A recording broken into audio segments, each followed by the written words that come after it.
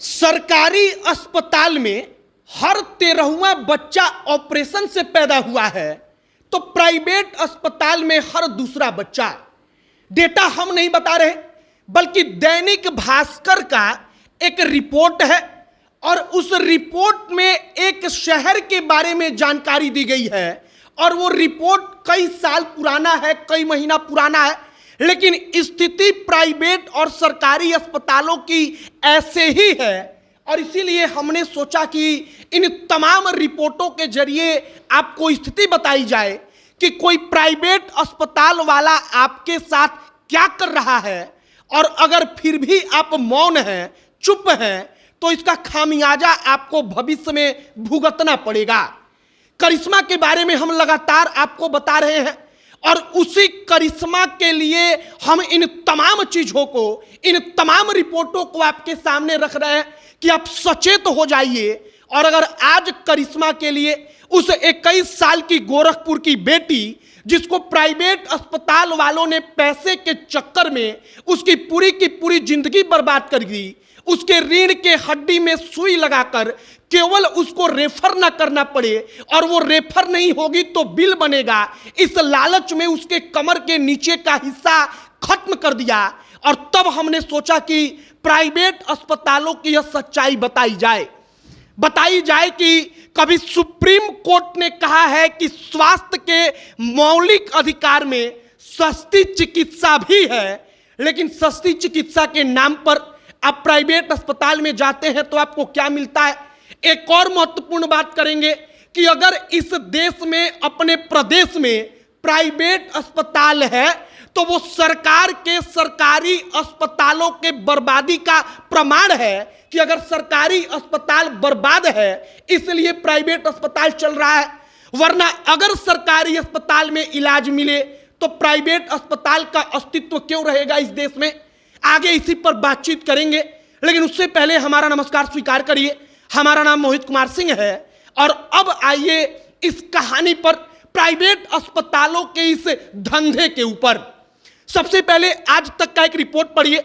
Supreme court ने कहा था कि प्राइवेट अस्पतालों की फीस पर लगाना होगा कैप। कैप का मतलब कि जैसे पेन में ढक्कन होता है, वैसे ही एक लिमिट लगाना होगा कि कोई प्राइवेट अस्पताल वाला इलाज के नाम पर आपसे कितना रुपया ले सकता है, क्योंकि सुप्रीम कोर्ट को पता है, सर्वोच्च न्यायालय को पता है कि इस देश के प्राइवेट अस्पताल वाले इस देश के लोगों के साथ क्या कर रहे हैं। सुप्रीम कोर्ट ने बकायदा कहा था कई साल पहले कि प्राइवेट अस्पतालों के फीस पर कैप लगाना जरूरी है। इसके बाद आप इसको पढ़िए, जी बिजनेस का ये रिपोर्ट, जहां पर जो हेल्थ मिनिस्ट्री है वो एक मीटिंग बुलाती है कि प्राइवेट हॉस्पिटल्स का जो चार्ज है उसके ऊपर बातचीत किया जाए। ये जो रिपोर्ट है, ये जो मीटिंग हुई है, वो लगभग 1 से 1.5 महीना पहले हुई है। मतलब कि केंद्र सरकार को भी पता है, और केंद्र सरकार ने इसलिए किया क्योंकि सुप्रीम कोर्ट ने प्राइवेट अस्पतालों के फीस को लेकर सवाल उठाया था।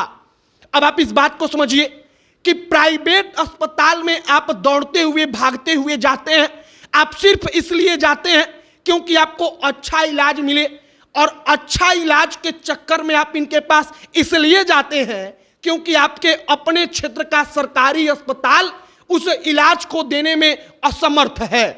और शायद इस देश में या प्रदेश में या किसी भी जगह पर पूरी दुनिया में अगर कोई सरकार, अगर कोई देश अपने नागरिकों को चिकित्सा तक ना दे पाए और प्राइवेट अस्पताल उनको लूटे, तो शायद इससे बड़ी विडंबना कुछ हो नहीं सकती। 21 साल की करिश्मा हमारे लिए एक उदाहरण हो सकती है, सिर्फ इसलिए कि हम इस पूरे के पूरे सिस्टम को समझ पाएं। नहीं तो वैसी रोज ना जाने कितनी करिश्मा के साथ प्राइवेट अस्पतालों में अन्याय हो रहा है।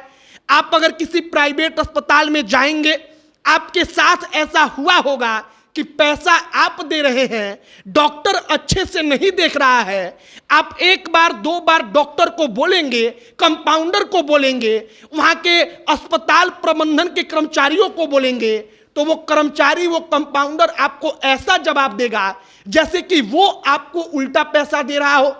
सरकारी अस्पतालों की स्थिति भी ऐसे ही है।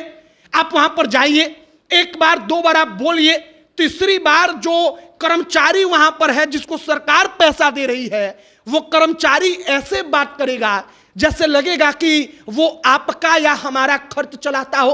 बाकी प्राइवेट अस्पतालों के खिलाफ हम कोई मुहिम नहीं चला रहे हैं, हम मुहिम चला रहे हैं बस उन चीजों के खिलाफ कि अगर प्राइवेट अस्पताल में कोई आदमी जाए तो उसको इलाज मिले, ना कि इलाज के नाम पर कोई ऐसा रिपोर्ट सामने आए कि प्राइवेट अस्पताल में हर दूसरा बच्चा ऑपरेशन से पैदा हो रहा है। क्यों? क्योंकि प्राइवेट अस्पताल ऑपरेशन करेगा तो ज्यादा पैसा कमाएगा, और सरकारी हॉस्पिटल में उसी शहर में हर 13वां बच्चा ऑपरेशन से हो रहा है। मतलब कि 12 बच्चा नॉर्मल डिलीवरी, उसके बाद 13वां बच्चा का ऑपरेशन करना पड़ रहा है। लेकिन प्राइवेट में हर दूसरा बच्चा, आप इस बात को समझिए कि पूरा का पूरा सिस्टम इनका कितना तगड़ा है। और ये जो अस्पताल चलाने वाले बड़े बड़े ग्रुप हैं, वो तमाम लोग कहते हैं कि मानवता की सेवा कर रहे हैं, लेकिन मानवता की सेवा के नाम पर क्या हो रहा है, हम बस इन तमाम रिपोर्ट के जरिए, इन तमाम रिपोर्ट्स के जरिए आपको समझाने की कोशिश कर रहे हैं। आप वीडियो को शेयर कीजिएगा। गोरखपुर की जो बेटी है करिश्मा, उसके बारे में हमने आपको बताया है। हमारे पेज पर आपको तमाम और वीडियो मिलेगा, आप जाकर देखिए, आप समझ जाएंगे। बाकी उसके लिए नहीं खड़ा होना है, बल्कि प्राइवेट अस्पतालों से अपने आप को बचाने के लिए हम सबको साथ आना है। आपकी क्या प्रतिक्रिया है कमेंट बॉक्स में लिखकर बताइएगा, वीडियो शेयर कीजिएगा। अब अंत में हमारा परिचय, हमारा नाम मोहित कुमार सिंह है। बहुत बहुत धन्यवाद।